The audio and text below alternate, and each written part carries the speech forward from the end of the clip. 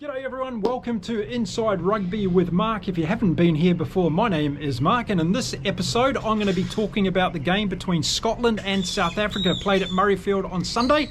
Let's get into the video right now.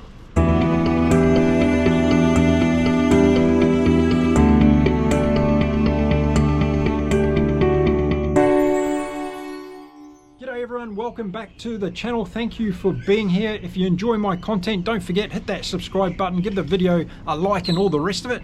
Now let's get talking about this particular game. What a game it was. A fantastic ceremony before the game with the bagpipes playing on the roof of the Murrayfield from both teams. It was absolutely fantastic stuff, and of course this was an encounter we were all looking forward to. Were the Springboks going to be able to turn it on as world champions against a very determined and a very good Scottish rugby team? I'd picked a win for South Africa in this one, comfortably over Scotland, but as the game got underway and we saw what Scotland were doing, I was getting a little bit nervous because I thought Scotland were playing a little bit better than I had anticipated they would do, or should I say South Africa weren't actually joining the dots early on in this game. But let's face it, it was a great encounter. It was very close in the beginning. And that was all due to Scotland really taking their chances. They played some expansive rugby, but their forwards were very good and doing some very good work. The likes of Jack Dempsey and Rory Darge, who we saw last weekend against Fiji, backed it up and were doing some good stuff. And Cummings and Gilchrist in the locking position, but it was their front row that was impressing me the most. Ashwin was doing a good work. Skuman was doing some really good stuff, and also Ferguson. So I thought the Scottish pack started off very, very well in this game. Now, I've said throughout the year that I think the top teams in world rugby, and I'm talking about the top 10 teams in world rugby, they can really beat each other on any given day if circumstances go right. We saw Ireland being off the ball a little bit on Friday night against the All Blacks, and the All Blacks played at that higher intensity level, which got them the win in that particular game. And we saw Scotland really putting it to South Africa early on in this game. And South Africa, probably because they hadn't played for a while, were just showing signs of getting into the game. And Eben Etzebeth was playing a fantastic game and driving this team forward as the true leader he was. And he was the captain of the Springboks against Scotland this weekend.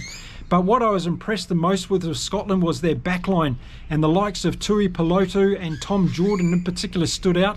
And when it came to the stats at the end of this match, it was no surprise that those two players had the highest number of carries in this particular game, with Etzebeth being third for the Springboks.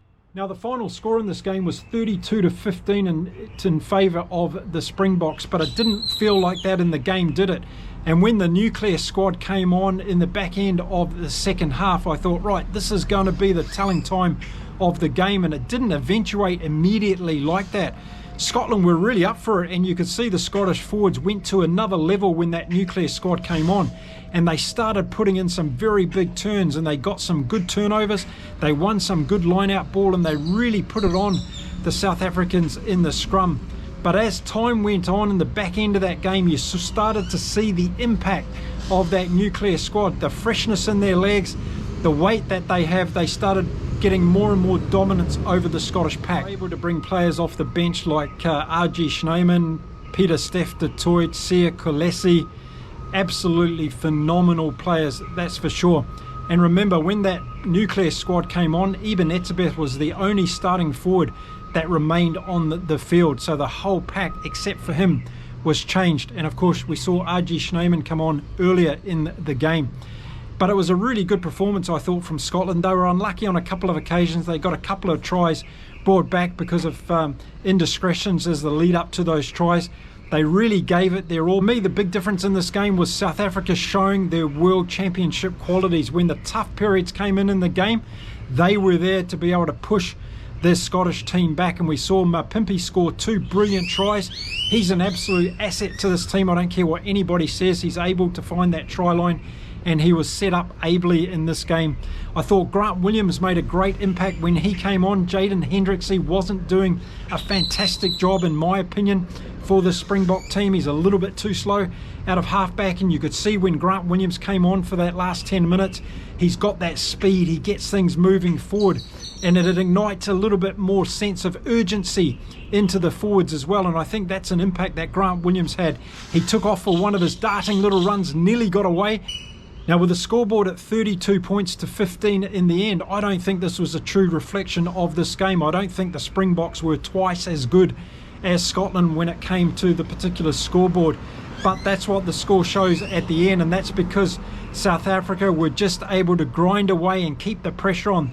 The try with Jasper Wiese in the end, with the nuclear squad going forward with the scrum, was absolutely typical of what that strength and power that South Africa has to use coming in off the bench, and it paid dividends once again in the last part of that game. But I think Rassie would have been a little bit upset that when Scotland had a man down, they didn't take great advantage of that. In fact, Scotland lifted during that period and played pretty well. So I think these are the smaller details that Rassie will be looking at from the Springbok squad as they go forward.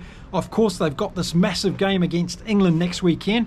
The team that he selects for that's going to be very interesting, but he's going to want to watch those smaller, very important moments of the game where South Africa need to get over top of their opponents. So I think that was a good lesson out of this particular game for the Springboks.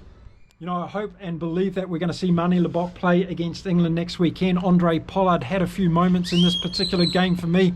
His kicks and general play weren't always on point.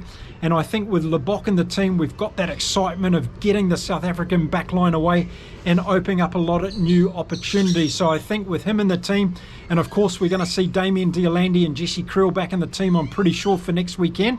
And we're going to see the likes of Cheslin Colby and Kurtley Ardenser back in this team as well. So I think that's going to really give the backline for South Africa a lot of emphasis against England. And if they can do what they did in the forwards against Scotland towards the end of that game, it's going to make things very difficult for England next weekend. In the end, this was a very good win by South Africa, again showing their championship qualities. But I think it was also a very good game by Scotland. They showed that there are no easy beats in World Rugby.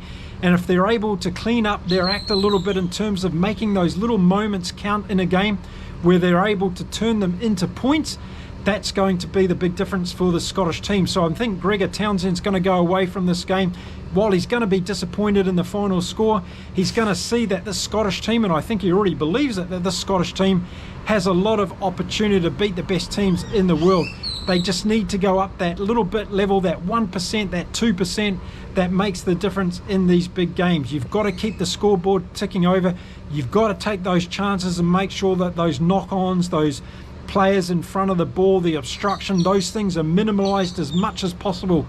Now, another big point of difference in this game was South Africa scored 4 tries. Scotland didn't score any. They got a couple that got disallowed. So Scotland need to tidy up those little things. I think when they do get the opportunity to score tries, they need to make sure that their execution is spot on. They're not knocking on balls. They're not having players in front. And they've got a chance then to put points on the board. But they weren't able to get over this try line in this occasion and score any tries against South Africa, while South Africa got 4 tries against the Scottish defence. To see Thomas du Toit score a try, he took another example of being in the right place at the right time. Some of you put in the comments before this game that he was going to be a liability in this game for the Springboks. I didn't see it that way. I thought he played well. He got that good try and he made his contribution to this Springbok team. Rajesh Naiman, I was watching when he came on. Again, he's always looking for that offload, which is fantastic. He's got those massive arms. He sets up opportunities. He's got to be one of the most dangerous players in this very talented Springboks team, as is Malcolm Marx. And we saw some of his bustling runs when he came on again. And they've just got power absolutely everywhere. I don't think we saw the best games from the Lucies from South Africa. Kwagga Smith, I think it would be back to the bench next weekend. And I think that's the best position for Kwagga Smith in this particular team. And Lowe and Marco van Staden didn't do superstar performances for me either in this particular game. So I think we're going to see the change up next week, and of course we're going to see Kolesi and Peter Steph du Toit start, and we'll have to see how things go. I think it's going to be Jasper Wiese in the number 8 jersey next weekend. Let me know in the comments on how you think that selection is going to play out. And when it comes to selections, once the 2 teams are named for England versus South Africa this week, I'll come back with a preview video for that game, give you a lot more details around how I think that game is going to go. So make sure you stick around for that. The best way to do it, of course, is hit the subscribe button. And if you are enjoying my content here on my channel, please give the video a like and a thumbs up. It helps with the YouTube algorithm. So there we go. It was a great win by South Africa in the end. Scotland should be proud of their performance. I think their fans would have gone away thinking, yes, they had some chances in that particular game. They've got some good games coming up in the rest of the series. I can't wait for the Australian versus Scotland game. That's going to be an absolute cracker as well. But before we get there, we're going to see some more games in this year's Autumn International Series. Let me know in the comments what you thought of this game. How did you think Scotland played? Were South Africa really that dominant in the end, or was it that last half performance that got South Africa across the line, showing their World Championship qualities, I think, in the last 20 minutes of this game to be able to close it out? Really look forward to reading who you thought were standout players in this game on both sides. Let me know whether you thought Finn Russell had the kind of impact on the game you thought he was going to have, or did South Africa keep him relatively quiet for the duration of the game? Would really like to hear your opinions. Now, I'll be back again soon with some more content, so until then, stay safe, stay well everybody, keep enjoying your rugby across the world, and until next time, thank you very much for watching my videos. It's time to say adios from beautiful Cancun in Mexico. Bye for now.